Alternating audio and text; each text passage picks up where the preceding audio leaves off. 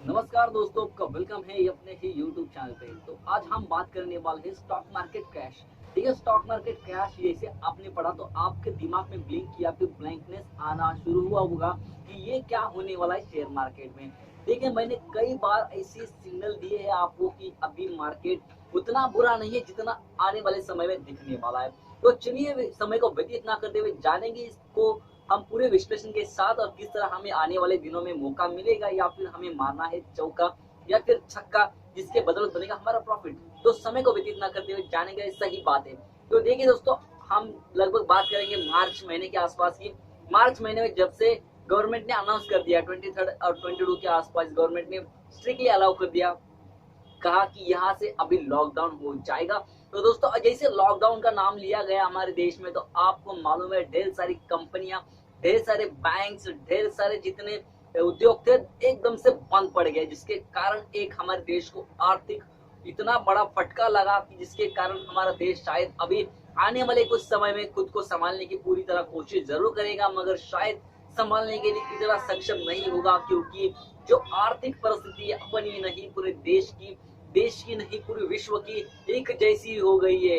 देखिए दोस्तों, क्या हो गया, जैसे कोरोना वायरस आया तो कोरोना वायरस ने भयभीत किए हुए दुनिया को, पूरे मार्केट को गिराना शुरू कर दिया और जितने भी उद्योगी थे उनका सबका पैसा ब्लॉक हो गया। देखिए, उद्योगमी का पैसा ब्लॉक होना मतलब क्या होना, जितने भी बिजनेसमैन उनका पैसा ब्लॉक होना मतलब क्या है, वो इनकम नहीं कर पा रहे, उन्होंने पैसा लगाया बिजनेस के लिए मगर वो इससे इल्डेशन नहीं कर पा रहे, तो पैसा ब्लॉक हो गया बिजनेस में। तो एक प्रोसेस के इस तहत समझेंगे, प्रोसेस में पैसा ब्लॉक हो गया, प्रोडक्ट बने बनाए हैं मार्केट में आए नहीं, वैसे ही गोडाउन में पड़े हैं, प्रोडक्ट के ऑर्डर्स जो थे वो कैंसिल हो गए जो कि मार्केट में आना थे नहीं आए, जिसके कारण जो बड़ी बड़ी जो मैन्युफैक्चर कंपनी बंद पड़ी गई। आपने देखा होगा ऑटो सेक्टर पे वो तो सबसे ज्यादा बड़ा इस पे एक हमें कहर देखने मिला कोरोना वायरस का। तो ये हुआ सब कोरोना वायरस में, बहुत सारे बिजनेस बंद पड़े, बहुत सारे बैंकिंग जो रूटीन में थी वो उनका रूटीन बिगड़ गया। अभी ये तो यहाँ तक ठीक था। बात आती है बिजनेस के माध्यम से लिया गया लोन, यानी बिजनेस लोन, जब किसी ने लिया पर्सनल लोन। तो दोस्तों मैं इशारा कर रहा हूँ बैंकिंग सेक्टर की तरफ, एनबीएफसी सेक्टर की तरफ। क्या हमने रखा हुआ पैसा बैंकिंग में कितना सेफ है? क्या हमारे पैसे पे बैंक्स आने वाले दिनों में, आरबीआई हमारे पैसों पे लिमिट लगा सकती है क्या? तो जो क्वेश्चन मार्क खड़ा होता है, उसका सवाल जो खड़ा हुआ है सबके माइंड में, उसका जवाब देने की मैं जरूर कोशिश करूंगा। तो चलिए समझते हैं पूरी तरह से। स्टॉक मार्केट क्रैश होने के कई कारण हो सकते हैं 2020 में, मगर नवंबर में होने वाले जो क्रैश की बात की जा रही है वो किस तरह का हो सकता है, वो क्यों होने वाला है, इसके बारे में थोड़ी सी विश्लेषण देंगे। देखिए, इंटरलिंक सब बातें हैं, उसको समझिए प्रॉपरली और तब जाके आप मार्केट में सही तरीके से पैसा कमा सकते हैं। और आने वाले दिनों में आपका नवंबर जो दिन हम कह रहे हैं, जो नवंबर 20 है या फिर 20 के बाद 21 आने वाला जो साल है, उसमें आपको थोड़ी दिक्कत दिख सकती है बैंकिंग सेक्टर में। तो किस तरह इसको हैंडल करने की कोशिश करनी है। देखिए, अभी जितने भी बिजनेसमैन ने लोन लिया है या फिर पर्सनल लोन लिया है, तो मोरेटोरियम पीरियड अभी तक देखिए खत्म नहीं हुआ है, जो कि 31 अगस्त तक कहा गया है। मगर दोस्तों जिसने भी मोरेटोरियम का लाभ उठाया उनके लिए बहुत ही अच्छी बात है, मगर क्या बैंकिंग सेक्टर के जितने एम्प्लॉयज है, बैंकिंग सेक्टर का जो वाइबलेशन क्वार्टर्स थे, क्या वो खत्म हो गए? क्या वाइबलेशन क्वार्टर तो खत्म ही हो गए, क्योंकि उनको प्रॉफिट नहीं मिल रहा, उनका मनी रेगुलेशन नहीं हो रहा है, मनी रूटिंग नहीं हो रहा ठीक से, मनी कॉल उनका नहीं चल रहा है, तो डेफिनेटली उनको बहुत बड़ा यहाँ पे घाटा हुआ होता हुआ दिख रहा है। तो देखिए, सीधी सी बात है, हम समझते हैं। देखिए, कंपनियां बंद है, बिजनेस बंद है, तो सैलरी जो इम्प्लॉयज की आ रही है वो कहाँ से आएगी? किसी की कंपनी की मैनेजर ने कहा कि आपको पूरा सैलरी इस महीने का मिल जाएगा, अगले महीने थोड़ी सी कटौती होगी, फिर कटौती होगी, फिर कटौती। आप देख रहे हैं अनलॉकिंग तक आ गया हमारा देश, मगर सैलरी लोगों को प्रॉपर नहीं मिल रही या फिर लोगों को काम पे नहीं बुलाया जा रहा है। हमारे देश में बेरोजगारी बहुत बढ़ती जा रही है। देखिए, मैं बेरोजगारी तक तो विषय को नहीं लेके जाऊंगा, मगर जो है मुद्दों पे बात करने वाला हूँ। हमारे देश में बेरोजगारी बढ़ने वाली, जिसके कारण जो लिक्विडेशन है वो कम होने वाला है। अगर लिक्विडेशन कम होता है तो जो हमारी बैलेंस है इकोनॉमी में, उसमें क्रंच आना शुरू हो जाता है। जिससे क्रंच आना शुरू होता है तो सबसे पहली बात है, जो पर्सनल फाइनेंस लिए हुए लोग हैं, जो सैलरी बेस पे लिए उन्होंने पैसा है, बैंक से लिया हुआ पैसा हो या फिर लोन हो, वो चुकाएंगे कैसे? तो यहाँ पे बैंकिंग के लिए बड़ी डिफिकल्टी आती है, अभी बड़ी ही प्रॉब्लम्स क्रिएट होने वाली। देखिए, अभी तक तो कुछ भी नहीं था, इससे आगे हमें बहुत सारी चीजें देखने की है। तो बात करते हैं यहाँ पे लिए हुए लोन के बारे में। देखिए बिजनेस वाले ने लोन लिए तो सीधी बात है, वो लोग को कहा गया है कि आपको मोरेटोरियम पीरियड है, आपको लोन नहीं पे करना है। देखिए दोस्तों, लोन नहीं पे करना इसका मतलब ये नहीं कि आपको माफ किया गया है, आपको लोन यहाँ से माफ नहीं किया गया। आपके मोरेटोरियम पीरियड में जो इंस्टॉलमेंट जाने थे वो बंद कर दिए गए, आपको रुकाया गया है कि कहा गया है कि आप जो पेमेंट आना वो आप जब ये लॉकडाउन खत्म होगा या फिर मोरेटोरियम पीरियड खत्म होगा उसके बाद देना। मगर उन लोगों ने अपनी पेनल्टी शुरू रखी है। मगर दोस्तों, क्या ये पेनल्टी जो रखी है शुरू उनको मिल रही है क्या? उनको बेनिफिट उसका हो रहा है क्या? जो कंपनीज है, बैंकिंग है, जो एनबीएफसी, उनको मिल रहा है क्या? वैसा नहीं मिल रहा है दोस्तों। क्यों नहीं?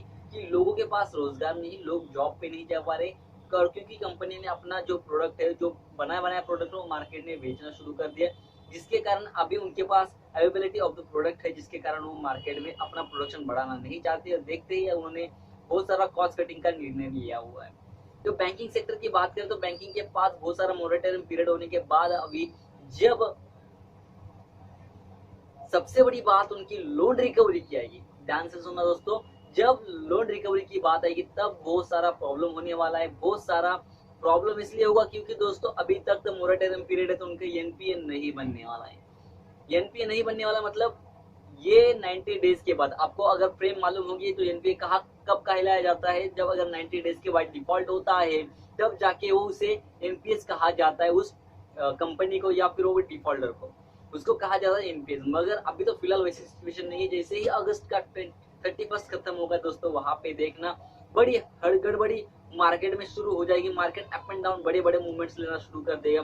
देखिए आरबीआई ने क्लियर सिग्नल दिया है बैंकिंग सेक्टर को, मेरे पीछे आप देख सकते हैं, बैंकिंग सेक्टर को कहा है कि आप अपना फंड रेजिंग कर लीजिए, क्योंकि आने वाले दिनों में जो आपके जो इकोनॉमिक में क्रंच आने वाला है उसको आपको बैलेंस करना है। बैलेंस करने के लिए लगता है पैसा, ये पैसा आपको मार्केट से उठाना है, जिसके कारण आपका जो मार्केट है वो ठीक से काम कर सकता है, आपके पर्टिकुलर शेयर का या फिर पर्टिकुलर कंपनी का, जिसके लिए आपको फंड रेजिंग करनी है। अभी देखिए दोस्तों, फंड रेजिंग हो रही है, कहाँ से हो रही है? लोगों से हो रही है, रिटेलर से हो रही है, क्यूआईपी से होगी, प्लेसमेंट से होगी। बहुत सारे ऐसे हैं बड़े बड़े उद्योगों में वो इन्वेस्ट करने के लिए तैयार हैं। मगर दोस्तों सबसे बड़ी बात, जो इन्वेस्टमेंट आएगा तो मार्केट पे इसका इम्पैक्ट क्या गिरेगा?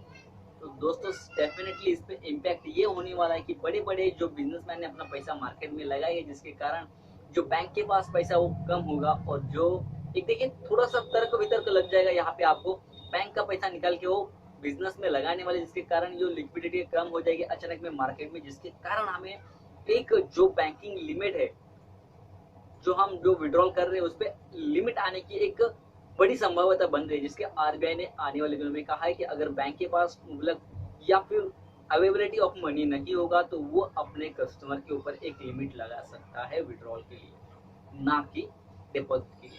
तो देखिए सबसे बड़ी बात, विड्रॉल के लिए एक लिमिट आती है। तो आपको मालूम है यस बैंक में क्या हुआ था? यस बैंक में क्या हुआ, जैसे ही लिमिट लगाई वैसे ही शेयर ने एक गोता लगाया, और आपने देखा है कितना बड़ा गोता लगाया, तो लगभग 30% के ऊपर का वो गोता था।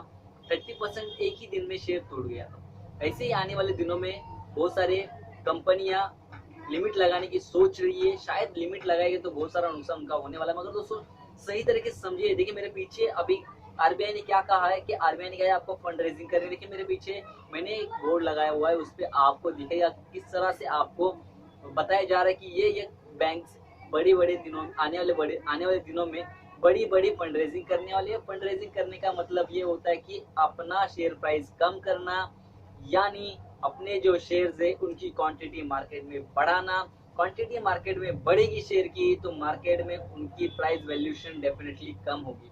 ये चीज को थोड़ा ध्यान से समझिए, प्राइस वैल्यूएशन कम होगा मतलब लिक्विडिटी फंड ज्यादा होगा, लिक्विडिटी कैपिटल ज्यादा होगा, इंट्राडे वोलेटिलिटी ज्यादा होगी, तो इसके कारण इसके जो हाई वोलेटिलिटी होने के कारण जिसमें प्रॉफिट बुकिंग भी ज्यादा होगी। ध्यान से सुनिएगा मेरी बात को, यहाँ पे प्रॉफिट बुकिंग ज्यादा होगी तो definitely market profit booking high level पे होती है, तो आपको मालूम है वहां से बड़ी बड़ी क्वांटिटी सेल होती है, तो डेफिनेटली बड़े बड़े शेयर में आपको बड़ी बड़ी गिरावटें देखने मिल सकती है आसपास नवंबर के सितंबर के। तो ये आपको एक संकेत है, क्लियर सिग्नल है, आने वाले दिनों में मार्केट में बैंक निफ्टी में आपको बड़ी बड़ी गिरावटें देखने मिल सकती है। आपका पैसा उसमें बैंक लिमिट लगा सकती है, ये भी बड़ी चीज है। तो मौका समझिए, किस तरह आपको पैसा बनाना है उसको भी समझिए। मैंने कई वीडियो में आपको कहा है कि ये ढेर सारी चीजें हैं जिसके कारण आपको नवंबर मंथ में थोड़ा सा एक बड़ा एक सिनेरियो देखने मिल सकता है। तो देखिए प्रोविजन क्या बन रही है, बैंकों के पास पैसा नहीं आ रहा है तो उन्होंने प्रोविजन बनाना शुरू किया है। तो प्रोविजन कब शुरू होगा, मोरेटोरियम 31 खत्म होगा वैसे ही उनका प्रोविजन बन जाएगा। प्रोविजन बनाने के लिए इनके पास बजट नहीं है तो उन्होंने फंड रेजिंग की है। फंड रेजिंग की है तो अभी इनको मालूम है शेयर प्राइसेस कम होगी, मतलब डेफिनेटली यहाँ पे मार्केट में थोड़ा सा हमें गिरावट देखने मिलेगी। प्रोविजन के बाद बात करते हैं बैड लोन्स। दोस्तों आपने सुना होगा बैड लोन्स किस तरह से बढ़े हैं बैंकों के। जैसे रिजल्ट आने शुरू हो जाएंगे, सितंबर का रिजल्ट आएगा दोस्तों, अब चौंक जाओगे कि इतनी बड़ी गिरावट हर एक बैंकिंग सेक्टर के शेयर में देख रहे तो आप थोड़ा सा हक्का बक्का जाओगे, क्योंकि इतनी बड़ी गिरावट आपने देखी नहीं होगी। शायद अभी कोरोना वायरस के पीरियड में आपने देखा होगा बहुत सारे बड़े बड़े शेयर थे जो कि 50 लेवल को टच करके आए, 50% शेयर जो लेवल थे उनको टच करके आए, उसके नीचे भी कुछ शेयर अभी भी ट्रेड कर रहे हैं। तो समझिए लेवल को, और आने वाले दिनों में बड़ा एक फाइनेंशियल क्रंच आने की है संभावना पूरी बनी हुई है हमारे इकोनॉमिक में। तो उसको संभालते हुए आप किस तरह से ट्रेड करेंगे आपके ऊपर निर्भर है। तो मैंने आपको इन्फॉर्मेशन देने का काम किया, आपको पूरी तरह से एनालाइज करके आपका प्रॉफिट बनाना है। तो देखिए दोस्तों बैंकिंग सेक्टर से थोड़ा सा दूर रहिए क्योंकि हाई वोलेटिलिटी बनी हुई है।